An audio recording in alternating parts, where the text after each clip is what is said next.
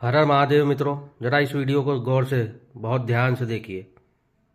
तरीके से लोग समझ नहीं रहे या फिर विवाद बनाया जा रहा है। देखिए, इसमें मैं एक बात बहुत विनम्रता से आश्वस्त करना चाहता हूं, किसी को उत्पीड़न होने नहीं दिया जाए, कोई भेदभाव नहीं होगा, कोई डिस्क्रिमिनेशन के नाम पे किसी को भी मिसयूज करने का अधिकार नहीं रहेगा। इसमें यूजीसी हो, भारत सरकार हो या राज्य सरकार हो, इसकी दायित्व रहेगी। मैं आश्वस्त करता हूं, उसको जो व्यवस्था हुई है, भारत की कुछ भी व्यवस्था हो, संविधान की परिधि के अंदर होगा। और ये जो विषय आई है, ये तो सुप्रीम कोर्ट की निगरानी में व्यवस्था है। इसमें आश्वस्त मैं फील करना चाहता हूं, कोई भी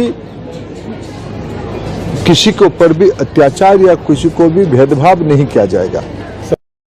तो ये थे शिक्षा मंत्री धर्मेंद्र प्रधान। इतने दिनों के बाद, इतने बवाल के बाद अब आए हैं सामने, इन्हें सामने किया गया है वापस एक नया लॉलीपॉप देने के लिए। और ये कह रहे हैं किसी के साथ कोई भेदभाव नहीं होगा, राज्य सरकार, केंद्र सरकार, जो कुछ होगा वो संविधान की परिधि के अंदर होगा।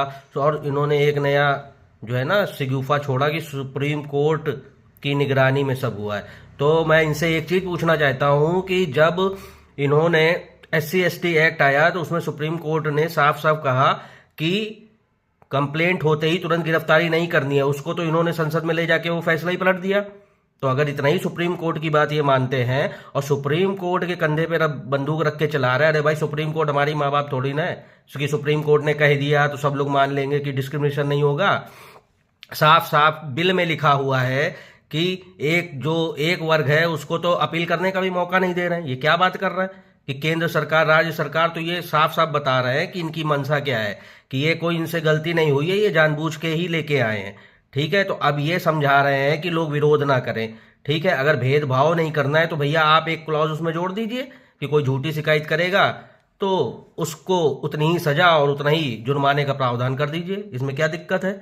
लेकिन नहीं, तो ये दिखा रहे हैं कि सुप्रीम कोर्ट, जबकि सुप्रीम कोर्ट ने ऐसा कुछ नहीं कहा। सुप्रीम कोर्ट ने कानून बना के लागू करने के लिए कहा था यूजीसी से, उसमें ऐसा कुछ उसने क्लॉज या कुछ डालने के लिए नहीं कहा था। ठीक है, तो इन लोगों के चक्कर में नहीं आइए क्योंकि बीजेपी की जो है वो फूट डालो राज करो वाली नीति स्टार्ट हो गई है।